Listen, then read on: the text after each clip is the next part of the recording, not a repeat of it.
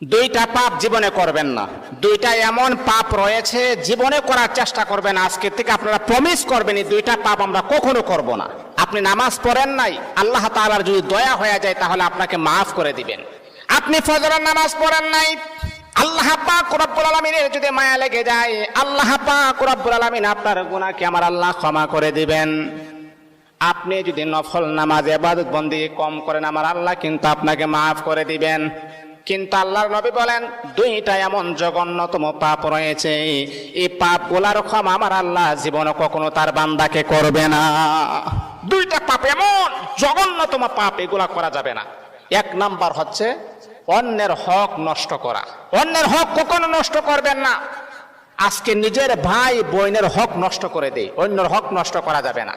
দুই নাম্বার হচ্ছে আল্লাহ পাক রব্বুল আলামিনের সাথে শিরিক করা। যদি কোনো বান্দা আল্লাহ পাকের সাথে শিরিক করেন, আমার আল্লাহ